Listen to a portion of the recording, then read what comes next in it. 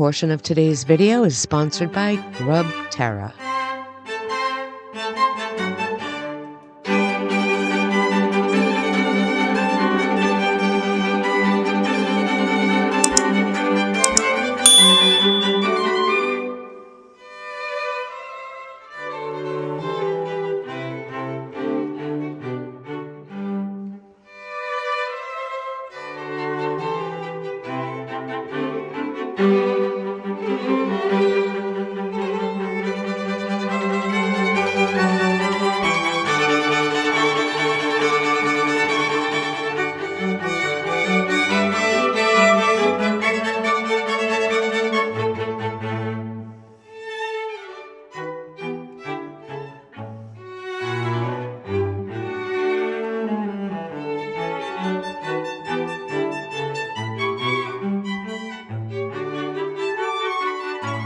Hey guys, welcome back to my studio. There are a lot of new faces out there, so I want to take a moment to introduce myself. If you don't already know, my name is Shawn. I'm a newer furniture artist that's taken a chance on my passion and turning it into a full-time business, and I am taking you on this journey with me. The good, the bad, the ugly, I'm gonna share it all. But today's journey's a good one. Today's journey is all about commissioned work. I actually get a lot of questions about how do I price my commissioned pieces, and I hope today will give you a slight sense of how I do it. So a friend of mine reached out to me with a vintage Broyhill set that he has, and it is a solid, beautiful piece. It's just a little bit worn, showing its age a bit, and he wants to freshen it up. These pieces are really in beautiful condition. There is no wobble to them. Everything is solid. The mechanics work great. I mean, look at that. It has drop leaf on this coffee table. Gorgeous feature, might I just say. Even the end table is in great shape. The drawers are beautiful, solid as can be. Nothing is loose, nothing is broken.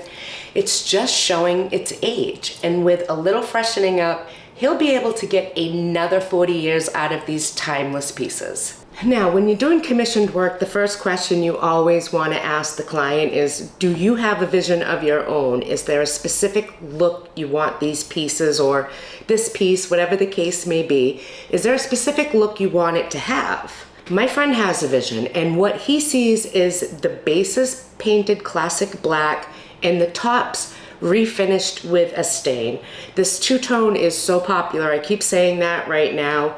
I'm overdoing it, but this is commissioned work. This is what the client wants, and it is a super easy refinish. Now, he chose the black bottoms because in his home, that's what he has now in the surrounding rooms and connecting areas, and he kind of wants everything to flow nicely and vibe together. So that's why he chose the classic black, which you can't go wrong with that. It's a very timeless look, and bringing the tops back is super easy. Remember that I said that. So that's what I'm gonna do. Using these forms that I created in Canva, I completely log my job in with all the pertinent information that I need, from the client's name and contact information to the description and scope of the work, as well as the pricing. If I didn't know the person for commissioned work, I do require a deposit. It's 50% of the job. And it's also non-refundable. That keeps people from wasting my time and my materials on things, because let's face it, people can flake out on you nowadays, and you have to protect yourself. So that's a clause for myself, and if they don't like it, you know, they can go someplace else as far as I'm concerned. I'm protecting myself from getting burned, and that's one thing I always make sure of, is a deposit that's non-refundable is a must. Now, I happen to know this particular client, and this is a very easy spruce up, so I'm not gonna require a deposit from him. I know he's gonna pick up his pieces when they're done, and I know he's gonna pay me what we agreed upon. As far as I'm concerned, the work that he wants done is pretty straightforward, very easy, and something that in my mind and with my skill set and abilities, I feel like I can actually finish these pieces in one day. So I quoted him a flat rate for 1 day's worth of work. And by 1 day, I generally mean about 6 hours. I want you guys to stick around to the end to see if I actually bid this job correctly what I bid this job for and what I came in at. Let's test my abilities here. It's gonna be an actual surprise to me as it is to you this way. Am I ahead? Am I behind? I think I bid it okay for what the work is. I actually get asked the commissioned work question all the time, and people want to know how to price it for themselves. And like I said, that is a very individual thing that lots of factors play a part into determining an amount. You have to make sure that you have everything that you need to do the job. You have to also be familiar with different aspects of tasks getting something done, stripping, sanding, and kind of get a feel about how long things actually take. Because I can guarantee you, whatever you're thinking in your head, oh, I can sand that in an hour. It's not going to be an hour. It's going to be longer than that. Everything is longer than you think. So you need to get a real, actual feel of how long does this really all take? And that's where logging my time for each and every job is super important. Not only for the job itself to make sure that I accurately bid myself and didn't cheat myself out of any money, nor did I truly overprice the client, because that's not something you want to do either. I want to keep track for each and every job how long every single task took me to complete it. That's the only way that you're truly going to get an accurate gauge of your speed, your capabilities, how you work, how long things take, and all of that will make you better at pricing yourself. You also want to see what the going rate is in the area. As I said, all of these factors play a part into it. But the two most important factors there are out there for bidding yourself for commissioned work is your skill set and your time management skills. Because if you have those two vibing together in a great way and you can whip through your stuff, you can definitely get things done right on time, in your limit, make the profit you're looking for, and not lose. Now, fingers crossed that I did quote this job right, because the job is quoted. It doesn't matter if I underbid myself and I am at a loss. It is what it is. Not only are they buying your furniture, but they're looking to you for your character and your integrity to send people your way or to be a repeat customer. You're not just selling your furniture, you're selling yourself, and you want to put your best foot forward in the most honest and transparent way that there is. And regardless of whether or not you made a mistake in your quoting, you have to stick by it. I made a mistake once. I learned from that. I'm going to clean my piece really good. I am using Simple Green. Sometimes I use Dixie Belle White Lightning. Sometimes I use my TSP cleaner. It doesn't matter what you use as long as your cleaner has a degreaser in it and it works. That's all that matters. Is you want to make sure that you're getting all of the grease off of your piece. And I am not worrying about the top because I'm stripping the top. Now I've taken the time to assess the piece, and this middle inlay piece here is actually veneer. There are hardwood components to it, but a lot of times pieces, even fine furniture, have veneer over a hardwood. That's what gives them their fancy-nancy looks, and that's how it's just done. But you need to be super careful when you're working with veneer, and sanding veneer is kind of a dangerous situation. It's almost like falling into quicksand if you're not careful. If you sand too hard and too much and too aggressive, you are going to burn right through the veneer and ruin it, and that's not something that I want to do. So when I find that there is veneer on a project that I need to bring back and restain, I actually like to use a stripper first. That helps to remove as much of the old finish as possible before actually going in there with sandpaper. And by using a stripper, it minimizes the amount of sanding I have to do, thus making my chances of burning through the veneer itself actually slim.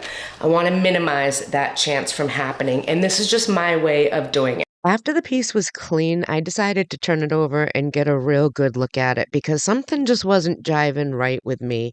And I was shocked to find out that there's really no real wood on this piece whatsoever.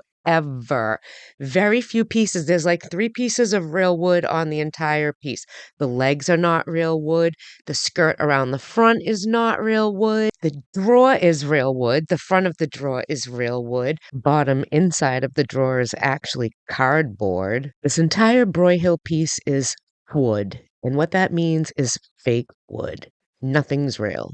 All of the rest of this wood is made from some pressed composite. Actually shocked and blown away because I was not expecting that. And now I don't know how this is going to turn out or if my thought process is going to even work. I put a good amount of stripper on the tops of my table, spread it around evenly, and then covered both pieces with plastic wrap. When you're working with stripper, you want to make sure that you have a thick coating on there, and you definitely don't want it to dry out. That's where the plastic comes in handy. It creates a seal over that stripper, keeping the moisture in there, allowing it to sit there and just eat away at the finish. And the longer you keep it on, the better the results are going to be. While the stripper is sitting and doing its thing, I want to take a moment and thank today's video sponsor, Grub Terra. Grub Terra knows that I am obsessed with my flock, and they sent me some amazing treats to share with them. I've worked with Grub Terra before, and their products are absolute top quality that my flock absolutely loves. Grub Terra is stationed in Ohio, right here in the USA, and their grubs and larvae are raised from food waste that would normally reach the landfill. For every 1 pound of grubs, 20 pounds of waste is saved from a landfill. How amazing is that? Saved from the landfill with another useful purpose, even when it's considered waste. My flock goes crazy for their black fly soldier larvae, and as an owner that cares about what goes into my birds, I am totally comfortable feeding them this. This treat contains 75 times more calcium, 40% protein, and 40% healthy fats. Those 3 things help my hens lay strong and consistent eggs. Black fly soldier larvae have a very high protein count, which actually promotes healthier feathers and it increases their immunity. It's like a win-win all the way around. Not to mention, they're just really delicious and the flock goes crazy for them.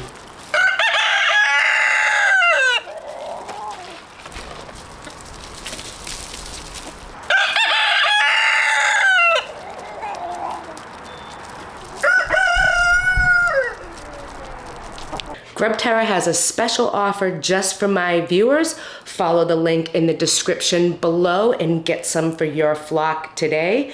No tariffs. Hello, made right here in the USA. What a great product. I want to thank Grub Terra for once again sponsoring my video and providing my flock with a very healthy snack. This has been sitting for a while and now it's going to be time to schlep the top off. To do this, I'm actually using a plastic scraper. I suggest always using a plastic scraper. I also have these mini brushes in a nylon, a brass, and a steel, and I use this to get into grooves.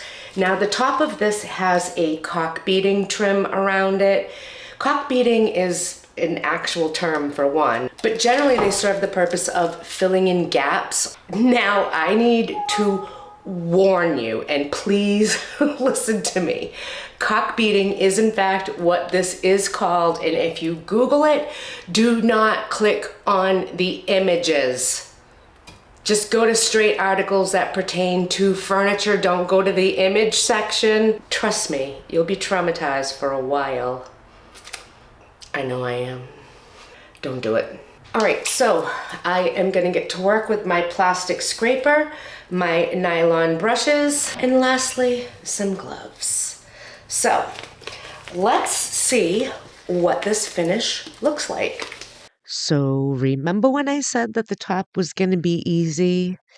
Yeah, well, That was a lie.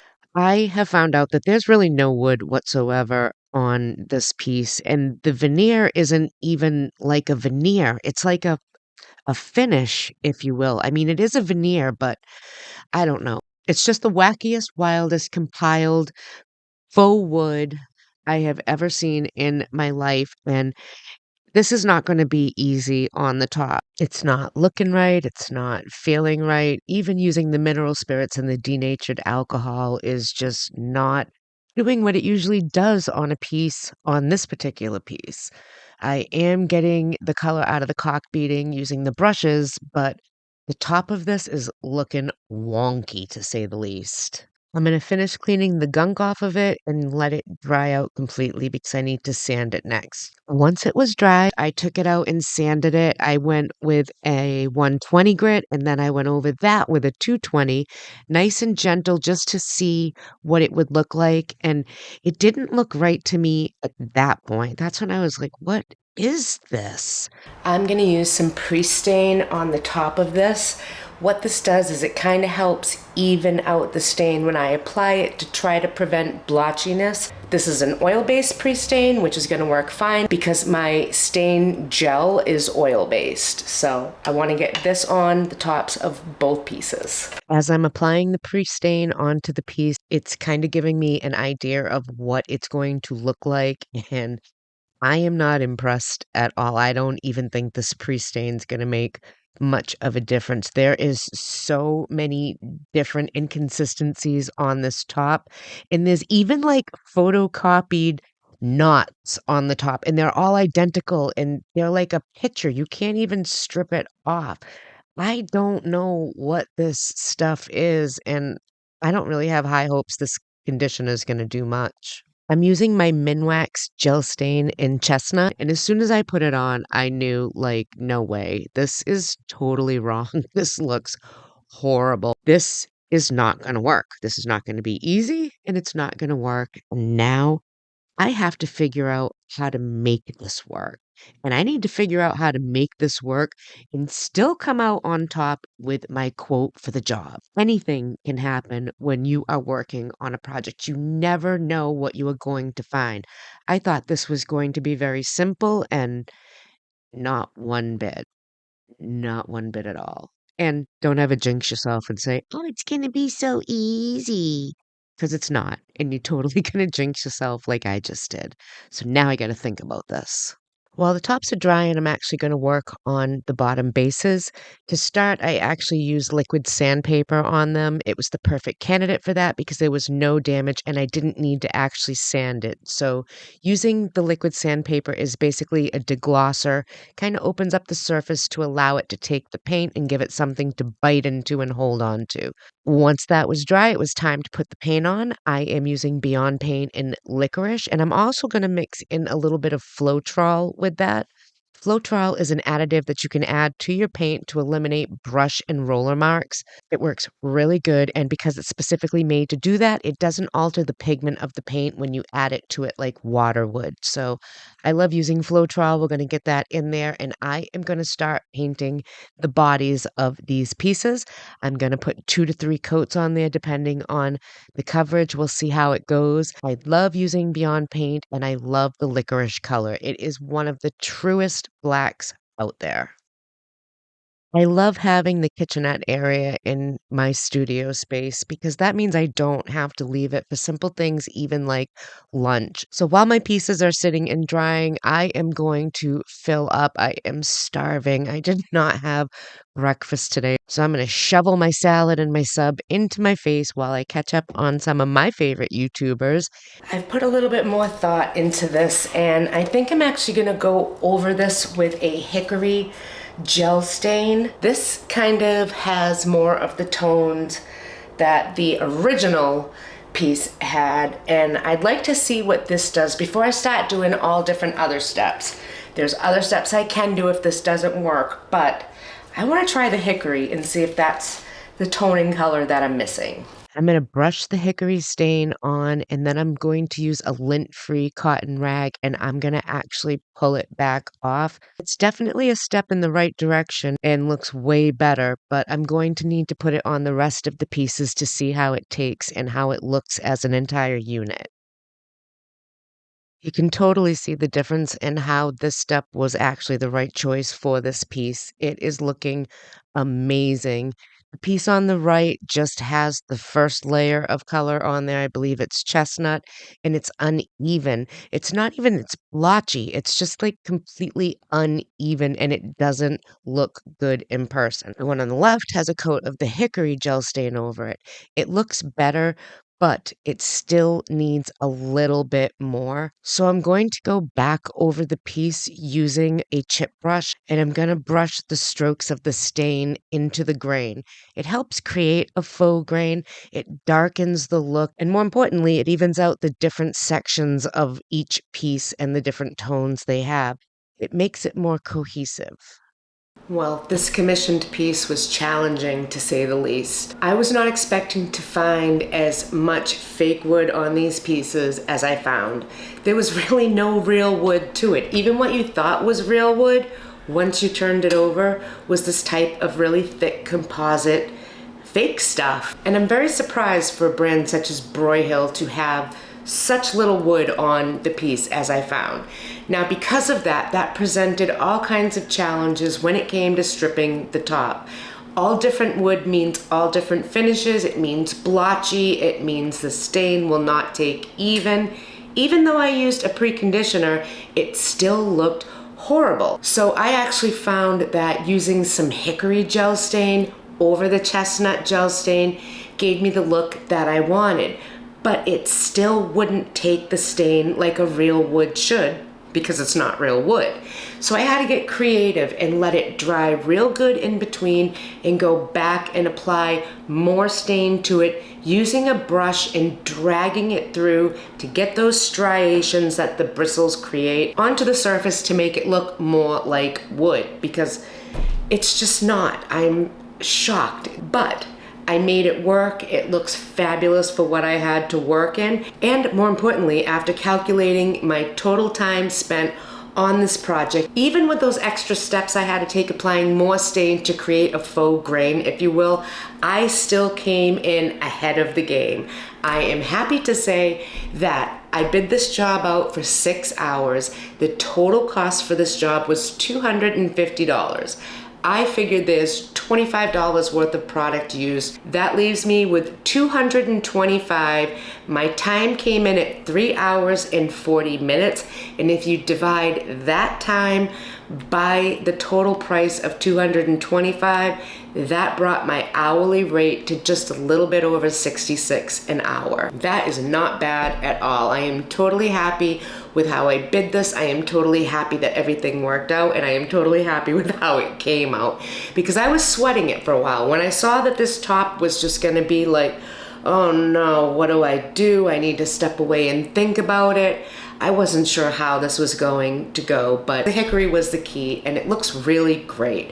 It's definitely darker than when he brought it to me, but I think it looks fabulous with that amazing, gorgeous black base. I'm telling you, if you're looking for a true black, you need to look no further than Beyond Paint. Their licorice shade is an absolute perfect specimen of black, and I'm confident that he is going to be very happy with the end result. The hardware cleaned up really good. That was super quick and easy. They weren't in too bad of condition before I started. They just look absolutely fabulous now, especially against the black.